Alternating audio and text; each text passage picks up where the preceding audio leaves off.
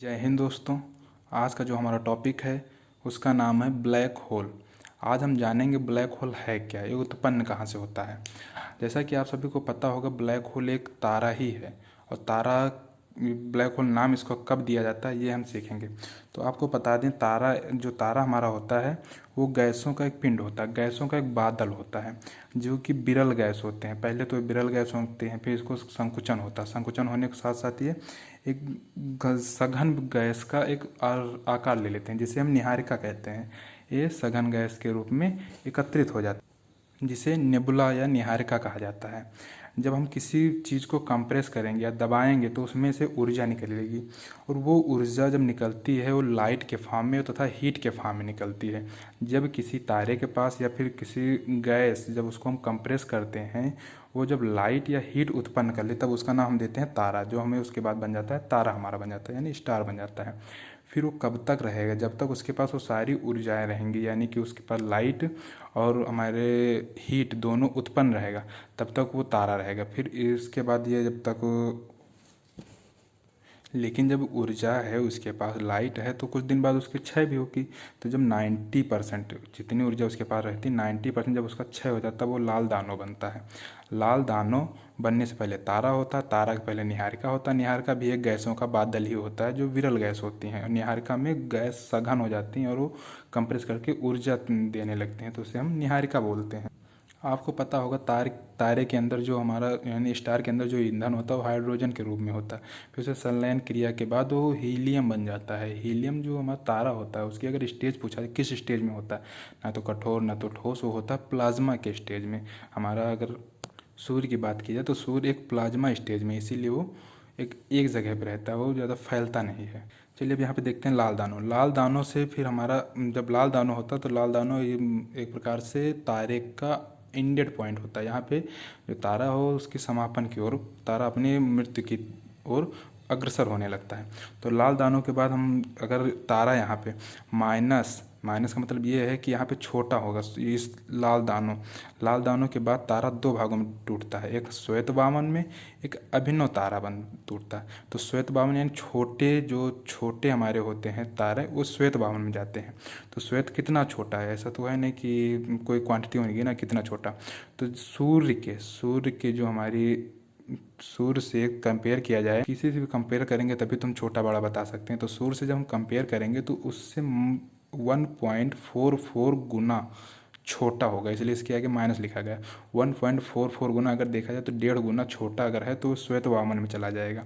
जब श्वेत वामन में उतारा जाएगा तो उसके बाद 95% एनर्जी उसकी लॉस हो जाएंगी, यानी वो 95 एनर्जी लॉस कर चुका है।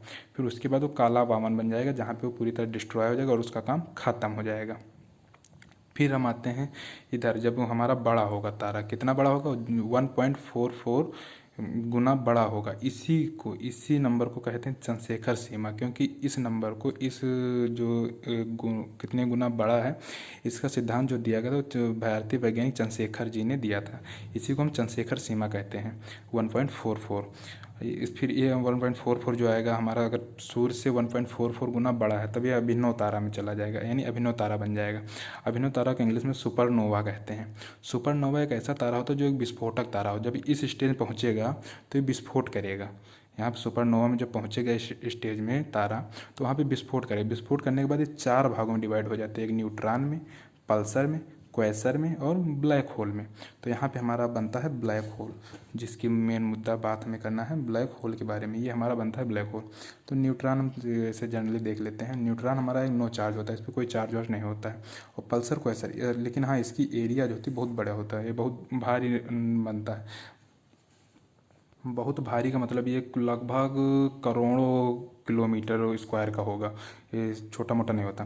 पल्सर क्वेसर बहुत छोटे छोटे होते हैं, बहुत छोटे में भी ये इतना किलोमीटर में नहीं, लगभग करोड़ों में ये भी आते हैं, लेकिन हाँ उसकी कंपेयर में छोटे आएंगे। पल्सर और क्वेसर ये छोटे होने के बाद इसकी स्पीड ज़्यादा, बहुत स्पीड होती है इसमें, इसलिए से इसको हाई स्पीड कहा जाता है। पल्सर और क्वेसर, इसकी घूर्णन क्षमता बहुत तेज़ होती है। फिर उसके बाद आता है हमारा ब्लैक होल, जो मेन मुद्दा हमारा है ब्लैक होल। तो ये समझ में आया कि ब्लैक होल बनता है। ब्लैक होल भी एक तारा है, ब्लैक होल एक तारा है जो इतनी प्रक्रिया होने के बाद ये बनता है। इस अगर वो सूर्य से 1.44 गुना छोटा है तब तो उसका समापन बहुत जल्दी हो जाता है, श्वेत बावन से काला बावन में जाके वो खत्म हो जाता है।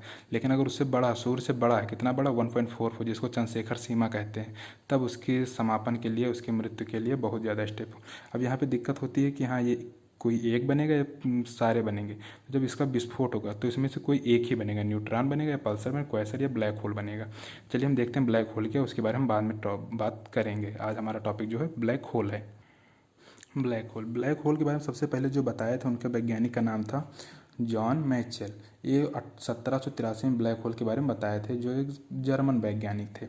उसके बाद फिर बताए थे पियरे साइमन। 1796 में एक फ्रांसीसी वैज्ञानिक थे, फ्रांस के वैज्ञानिक थे, जो ब्लैक होल के बारे में बताया गया था। सबसे पहले यही बताया गया था।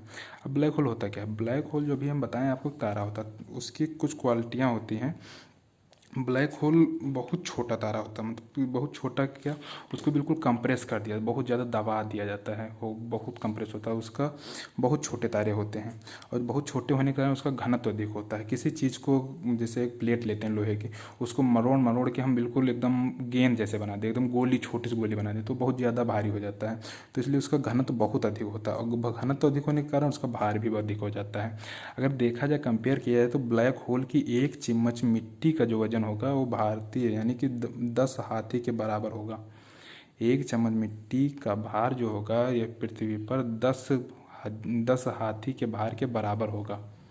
ब्लैक होल बिल्कुल काला होता है, जैसे यहाँ पे दिखाई दे रहा होगा, बिल्कुल ब्लैक ब्लैक होता है ब्लैक होल काला। क्योंकि काला क्यों होता है वो, उसका कोई कलर काला नहीं है, वो प्रकाश को सोख लेता है। जब तक हम, जैसे आप ऑप्टिकल में पढ़ते होंगे, जब तक प्रकाश का परिवर्तन हमारी आंखों पे नहीं पड़ता है तब तक हम प्रकाश को नहीं देख सकते हैं।